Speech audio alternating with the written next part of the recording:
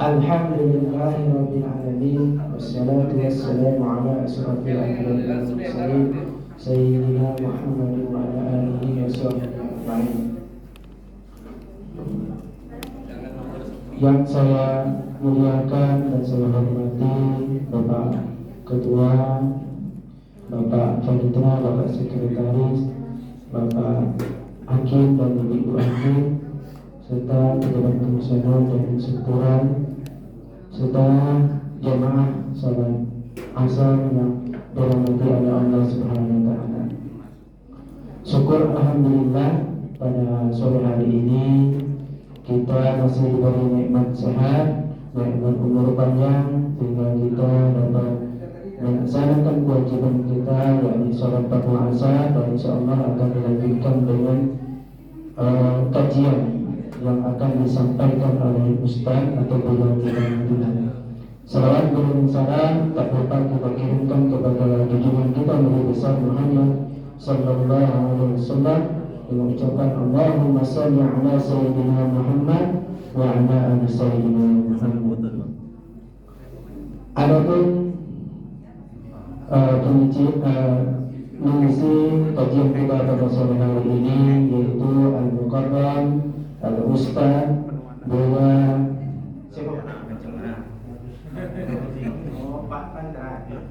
Bapak Dr. Hanus Fahri Razi MH, yakni Bapak Panitera. Alhamdulillah sudah ada di tengah-tengah kita. Untuk itu mari kita sama-sama menyimak, mendengarkan kajian yang akan disampaikan oleh beliau, sehingga apa-apa yang disampaikan oleh beliau semoga itu menjadi pedoman bagi kita dalam kehidupan sehari-hari. Kepada Bapak Buya, Bapak Ustaz, waktu dan tempat kami persilakan dengan salam hormat. Sudah dapat 1.000 subscriber.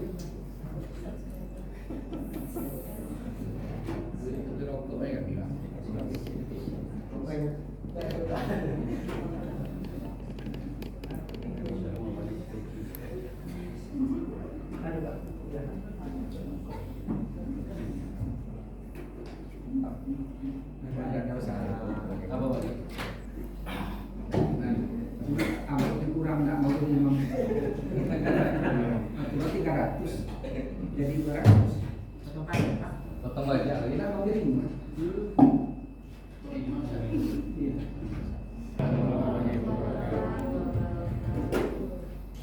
Alhamdulillahirabbil alamin. Khalaqal insana fi ahsani taqwim. Asyhadu an la ilaha illallah wahdahu la syarikalah wa asyhadu anna Muhammadan abduhu wa rasuluh la nabiyya ba'da. Kaum muslimin dan muslimat sidang jamaah salat asar rahimakumullah. Marilah kita senantiasa mensyukuri akan nikmat Allah, karena begitu banyak nikmat, rahmat dan kasih sayang Allah yang Allah curahkan kepada kita.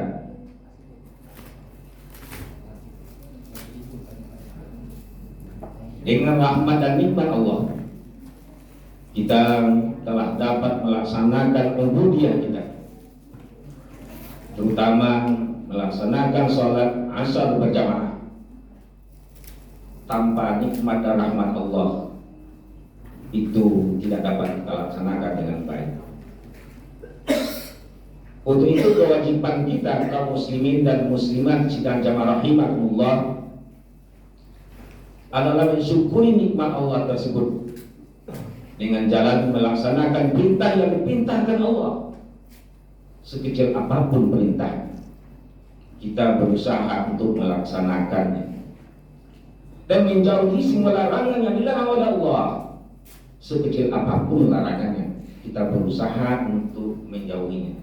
Itulah bentuk wujudnya berterima kasih kita, rasa syukur kita kepada Allah Subhanahu wa ta'ala.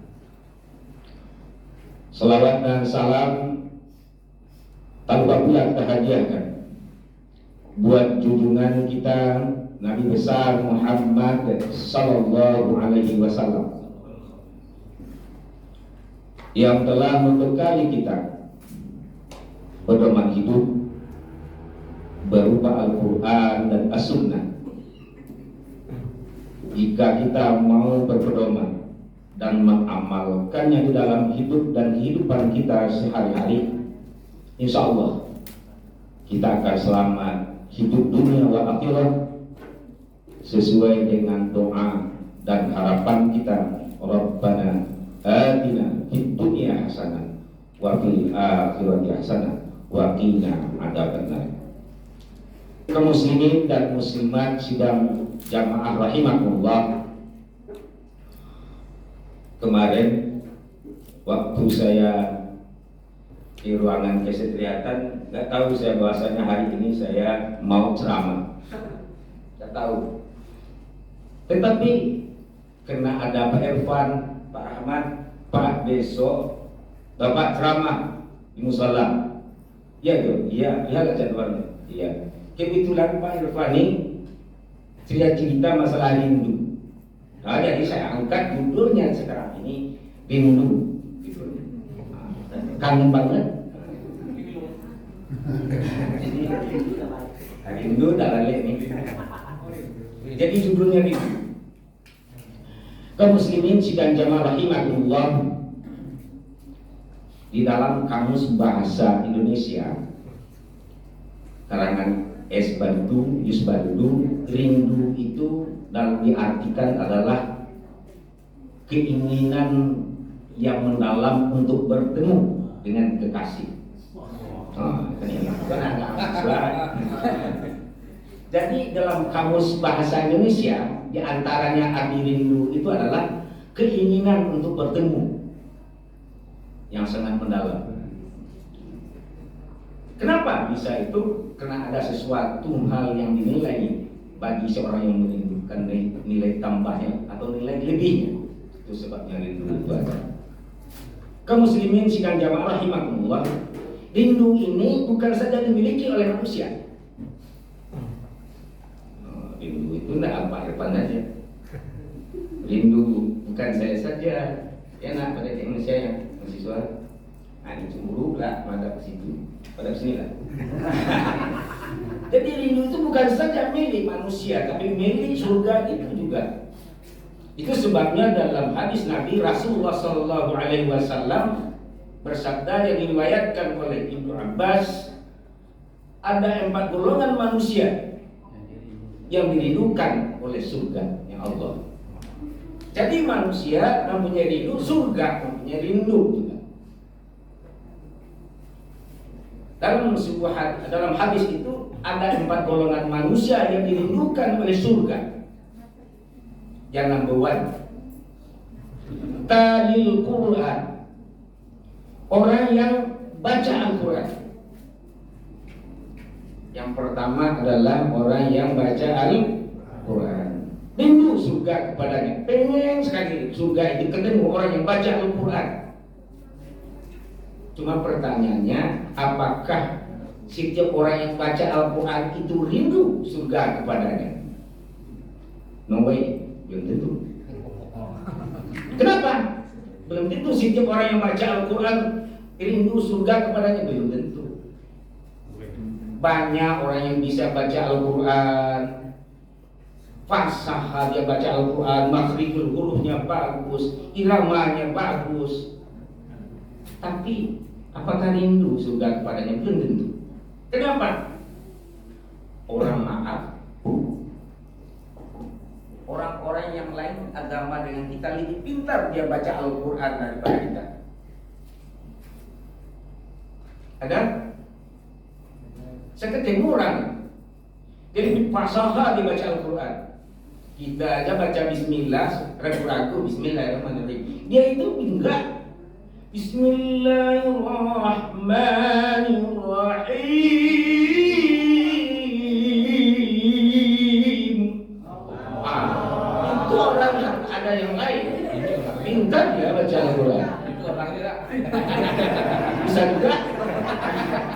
Pintar dia baca Al-Quran. Apakah rindu surga padanya? Tidak. Tapi dalam kamus bahasa juga yang dimaksud membaca itu adalah bukan menurut literaturnya membaca huruf demi huruf, tapi memahami dan mengamalkannya. Jadi kaum muslimin sidang jamaah rahimakumullah, yang pertama adalah tali Al-Quran, orang yang baca Al-Quran, orang yang mampu memahami, membaca Al-Quran, memahami dan mengamalkannya di dalam hidup dan kehidupan sehari-hari. Inilah yang dirindukan oleh surganya Allah. Ada orang yang pandai baca Al-Quran, tak seperti tadi. Dalam Al-Quran Allah perintahkan, apa perintah Allah? Berbakti kepada kedua orang tua. Allah perintahkan dalam Al-Quran supaya kita berbakti kepada kedua orang tua kita, merawat kedua orang tua kita. Ay, kalau lama ngaji kalau selesai lapor kan. Oke. Sebelum Ustaz ngaji belum boleh minum. Ini. Jadi apa? Dalam Al-Quran Allah perintahkan kita untuk berbakti kepada kedua orang tua kita. Semasa dia hidup, kita berkewajiban merawat, memberi nafkah kepada kedua orang tua kita. Waktu dia sakit kita mandikan, dia sakit kita lap. Kadang-kadang ini yang susahnya, memandikan mobil 3 kali sehari, memandikan orang tua jarang. Ini jarang melap orang tua. Al-Quran menjelaskan, menganjurkan berbakti kepada kedua orang tua. Untuk itu apa? Yang pertama merawat dia, membelanjahi, menafkahi orang tua kita. Itu Al-Quran memberitakan. Tapi kalau kita abaikan ini, jangan harap surga Allah itu merindukan kita. Untuk itu apa lagi? Ini kewajiban kita selama hidup. Di dalam fikih sunnah karangan Said Sabiq ada kewajiban fardu kifayah, sunat kepada kita. Ada yang sunat, ada yang fardu kifayah. Ketika orang tua kita mau meninggal dunia, ini kita punya orang tua semuanya tidak? Iya kan? Iya. Jadi kita ini semuanya punya orang tua. Ada hal-hal yang harus kita pahami, yang kita laksanakan ketika Rasulullah mengingatkan kepada kita. Kalau orang tua kita mau meninggal atau sakratus atau sedang sakit, dalam fikih sunnah coba lihat dalam karangan Said Sabiq itu apa? Kalau ada orang tua kita mau sakratul maut, hadapkan dia ke kiblat. Itu tugas kita selaku anak, hadapkan dia ke kiblat. Sudah itu apa? Kalau dia lagi apa? Bisikan ke telinganya kalimat tauhid, la ilaha illallah. Kadang-kadang kan enggak. Jelas-jelas seorang tua kita mau meninggal, kita telepon dulu ke orang lain. Pak, ibu saya mau meninggal, tolong nih datang. Waktu dia telepon, mama kita sudah isdet ya. Isdet. Jadi kapan kita berbakti? Sewaktu dia hidup, mau sakratul maut pun kita tidak pernah berbakti kepada dia. Setelah dia meninggal, isdet, ada kewajiban kita fardu kifayah. Apa? Di antaranya fardu kifayah bagi kalau ada seorang yang mati yang meninggal itu ada kewajiban kita fardu kifayah. Apa lagi? Memandikan, mengapani, menyolatkan, memandikan dulu, mengapani, menyolatkan, menguburkan. Ini yang perlu lagi. Saya lihat ini di kampung saya, Pak. Di kampung saya itu nangis saya. Kenapa saya menangis? Orang tuanya meninggal, lalu yang memandikannya dicarikan orang lain untuk memandikan orang tuanya. Saya pikir orang yang memandikan mayat ini lebih mudah dari memandikan anak kecil, ya kan? Kenapa mudah? Anak kecil mandikan lari-lari dia. Ini orang mati nak dah lari-lari kau diubah kan? Aneh kan? Di kampung saya di sini alhamdulillah tidak ada. Tidak ada kan? Tidak ada kan? Nah, berbeda kan? Di kampung saya jelas dia orang tuanya mandi dicarikan orang untuk mandikan ayahnya, ibunya. Saya tanya kenapa? Tak bisa memandikan. Sedangkan memandikan mayat ini gampang aja, ambil air itu sember kiram selesai kan? Itulah kira-kira. Tak perlu sebetulnya banyak. Kan itu kok orang lain yang memandikan? Sebab apa? Di dalam hadis Nabi, seafdol memandikan mayat itu adalah anak. Allah. Kenapa? Ketika orang tuanya meninggal dunia, ada hal-hal yang perlu ditutup. Ada tutup apa? Kadang-kadang ada airnya. Ada air yang perlu ditutupi. Tapi kalau orang lain memandikan, jangan dapat pahala bisa dosa. Kenapa? Saya memandikan ulang untuk tadi. Macam mana? Dia tuh senyum saya lihat. Cuma satu aja yang tak baik saya lihat. Oh di sininya bengkak bau, di sininya bengkak tapi baunya sangat. Itu. Tapi jangan boleh bilang sama orang lain. Dosa. Kan dosa? Dia cari pahala awalnya, tetapi karena orang lain tadi memandikan kebuka juga. Ini yang diantisipasi oleh syariat supaya memandikan mayat itu adalah keluarganya atau anak. Ini memandikan, mengapani pun juga. Ibu-ibu sebetulnya lebih pandai mengapani lagi nih daripada bapak-bapak. Kenapa? Abah ibu-ibu sering buat lapik kalau ke bangkok. Kan? Buat lapik. Pandai dia belum. Kok mama ngapani mayat nggak bisa juga? Kok orang lain disuruh? Enak?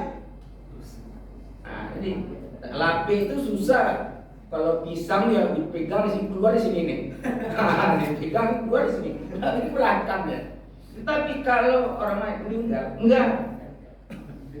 Itu taruh dibaik-baikkan sudah selesai, tak kalah nak ngelusur dia tak sedikit ya kan? Jadi kenapa orang lain? Ini mengapani, sudah apa tadi memandikan, mengapani, menyolatkan juga. Jangan jadi imam itu kalau kita laki-laki, janganlah orang lain disuruh. Kalau perempuan yang nggak boleh, yang laki-laki. Kalau kita orang tua kita yang meninggal, kita laki-laki janganlah disuruh orang lain jadi imam, kita yang jadi imam. Kenapa? Sholat jenazah pun mudah. Gak ada ruku, berdiri semua. Ya kan? Enak, santai-santai aja sambil ngambil api-api kita udah selesai kan? Nah tuh, assalamualaikum. Nah, kan tak ada juga. Jadi kenapa orang lain? Ya kan? Lihat dalam fikih sunnah. Mengapa nih? Menguburkannya lagi. Lah bagi laki-laki yang menguburkan orang yang di kampung saya itu bang, gak percaya. Coba lihat di kampung saya tuh di Brastagi itu, lihat di sana. Iya, di kampung saya tuh, saya lihat orang yang di bawahnya itu bang, orang waktu menerima mayat itu ceritanya macam-macam aja, gitu. Tapi kalau dalam Islam ada tata caranya. Ketika mayat mau dimasukkan ke liang lahat, ada yang dibaca. Tapi kalau orang tidak ngerti, kena itu hebatnya anak di dalam. Kalau anak, Bismillahirrahmanirrahim wa rasuli. Nah, kan enak. Tapi coba orang lain. Kemarin itu ya. Nah, dia ngambil mayat juga. Kemarin itu, Sirini itu nggak mau sama saya katanya. Oh ya nak, kena kekirim dulu tadi nak. Itu. Jadi untuk itu apa? Kita harus mengerti. Jadi amalkanlah. Berbakti kepada kedua orang tua adalah anjuran Al-Quran. Tapi ketika kita diperintahkan oleh Allah untuk berbakti kepada kedua orang tua, kita abaikan. Jangan harap surganya Allah merindukan kita. Di dalam riwayat, apakah ini sudah masyhur? Tapi ini saya tidak. Hadisnya itu saya tidak ketemu bang, tapi masyhur. Artinya sudah masuk di kalangan ulama itulah. Tapi saya belum ketemu hadisnya. Tapi setiap Ustaz seringkali baca, tapi saya lihat referensi tidak ketemu. Apa? Riwayat. Tapi bisalah dijadikan apa? Setidak-tidaknya apa namanya? Fadilah amal ya. Cuman saya ketemu hadisnya. Apa? Doa Jibril alaihissalam ketika dia berkhutbah lalu diaminkan oleh Jibril alaihissalam. Apa doanya? Ya Allah, ya Tuhanku, jangan diterima amal ibadah seseorang ya Allah, apa saja ibadahnya, kalau dia durhaka atau melalaikan kewajibannya kepada kedua orang tuanya. Amin, kata Jibril alaihissalam. Jadi kaum muslimin sidang jamaah rahimakumullah, apa doanya tadi? Coba. Amin. Ya Allah, ya Tuhanku, jangan diterima amal ibadah seseorang ya Allah, apa saja ibadahnya, kalau dia durhaka kepada kedua orang tuanya. Amin. Lalu setelah selesai itu ditanya para sahabat, kenapa tadi engkau amin itu? Saya amin aminkan kepada Jibril alaihissalam. Dan ini terlepas dari riwayatnya saya ketika tadi fadilah amal bisa dipakai. Jadi kaum muslimin sekalian jamaah rahimakumullah, orang yang mampu mengamalkan nilai-nilai Al-Quran dalam hidupnya inilah yang dirindukan oleh surganya Allah. Yang kedua, kita yakin Al-Quran sebagai pedoman hidup, sebagai way of life bagi kita. Tetapi dalam Al-Quran Allah perintahkan kepada kita apa? Untuk mensyukuri nikmatnya Allah. Kan karena diperintahkan oleh Allah untuk mensyukuri nikmat Allah kan dalam Al-Quran. Tapi kadang-kadang kita jarang mensyukuri yang Allah berikan kepada kita. Apa? Contoh kecil saja. Allah berikan kepada kita apa ya? Kira-kira mata kan? Allah berikan mata kepada kita. Tapi kadang-kadang kita tidak pergunakan mata ini untuk melihat ayat-ayat Allah. Ayat Allah ini ada dua. Ya, ayat Allah ada dua. Nah, kauniyah dan kauliyah. Allah berikan mata kita ini untuk menyaksikan ayat-ayat Allah. Kadang-kadang ada kecelakaan, ada itu kita lihat, itu jadikan iktibar bagi kita, timbul rasa syukur. Tadi gelodo, tadi itu, untung saja di tempat saya tidak, timbul rasa syukur kita kepada Allah Subhanahu wa Ta'ala. Mata kita pergunakan dengan mensyukuri nikmat Allah, dengan melihat ayat-ayat Allah. Besar harga matanya Bapak Ibu. Betapa mahalnya Rolex, apa namanya? Apa ini namanya? Kacamata yang mahal itu apa sih? Yang bermerek itu? Hah? Apa? Bukan stop lah. Pokoknya stop. Pokoknya stop. Itu berapapun mahalnya lebih mahal mata. Tapi kadang-kadang kita nggak mau mensyukuri nikmat mata. Ya kan? Cobalah kalau tidak ada mata pilih kacamata, apa yang mau dilihat? Ya kan? Cobalah mata ada dikasih kacamata, apa lagi kira mau dilihat? Ya kan? Tapi kita kadang lupa bersyukur kepada Allah nikmat mata. Allah berikan nikmat lidah Allah berikan kepada kita, tapi lupa mensyukurinya. Coba lidah tidak ada apa kan? Nak terasa air ini macam apa? Tak jadi saya cerita. Tidak mau. Ini besok saya nak mendrama lagi. Jadi itu. Coba lidah Allah berikan tangan. Coba pergunakan tangan itu dengan syukuri adanya tangan. Pergunakan tangan ini untuk kebaikan. Tapi kadang-kadang kita lupa mensyukuri nikmat tangan. Kadang-kadang lebih berharga lagi jam tangan daripada tangan perasaan kita. Coba kalau tidak ada tangan, coba ada jam, di mana ditaruh jam tangan lu? Ya kan? Alhamdulillah. Kita mensyukuri nikmat Allah.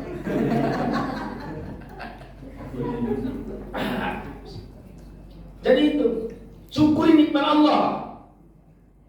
Allah berikan mata, Allah berikan telinga, Allah berikan tangan, Allah berikan kaki. Syukuri nikmat Allah. Kalau sudah itu kata Allah, Allah akan tambah nikmat yang banyak. Ya Bapak ya, kalau kita syukur, Allah berikan makan, kita bersyukur. Allah beri istri, kita syukur. Itulah kira-kira. Tapi jangan bilang pula Ustaz ini nambah. Mana tahu? Jelas salahnya? Rezeki. Itu. Jadi itu kita syukuri nikmat Allah itu. Ini yang harus kita amalkan. La in syakartum la azidannakum wa la in kafartum inna adzabi lasyadid. Kata Allah, jika kamu mau mensyukuri nikmatku kata Allah, akan aku tambah nikmat yang banyak. Tetapi sebaliknya kata Allah, jika kamu kufur, jika kamu ingkar akan nikmatku, tunggulah azabku yang sangat pedih. Jadi kaum muslimin sekalian jamaah rahimahullah, ya panjang mana itu? Oh sudah, sudah panjang. Sudah saya masuk kelas. Ya, panjang ya, nanti panjang ini dan saya lihat pun. Jadi itulah kita syukuri nikmat Allah. Salah satu kita mau mengamalkan nilai-nilai Al-Quran itu, kita pasti sukanya Allah merindukan kita. Itu syaratnya tali Al-Quran. Yang kedua wahafizul lisan, orang yang menjaga lidahnya. Orang yang menjaga lidahnya, surga Allah rindu padanya. Tapi kadang-kadang lidah ini nggak mau kita jaga. Kita bahasa kita itu yang dikeluarkan hendaknya menyenangkan hati. Sama istri kita, bagaimana sama istri itu bahasa kita yang indah. Kadang-kadang sama orang lain kita indah, sama istri enggak. Kadang-kadang, Pak, datang ke bapak kemana? Kalau sama Mahmud, dan tanya. Kita sama orang lain kemana? Pak, datang baik. Coba Pak sama istri, romantis itu sama istri. Siap. Ya kan? Oke. Ini sama orang lain romantis, sama istri enggak. Siap, Pak. Siap. Coba. Siap Ya kan? romantis ya. Untuk mewujudkan makna sakinah mawaddah warahmah itu salah satunya itu wahafizul lisan. Orang yang menjaga lidahnya, yang keluar dari mulutnya, kata-kata itu indah.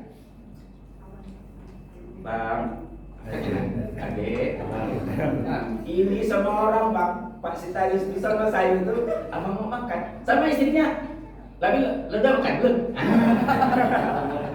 Itu romantis. Menurut saya romantis. Jadi romantis itu dengan apa? Salah satunya dengan bahasa lisan tadi. Nah ini kan.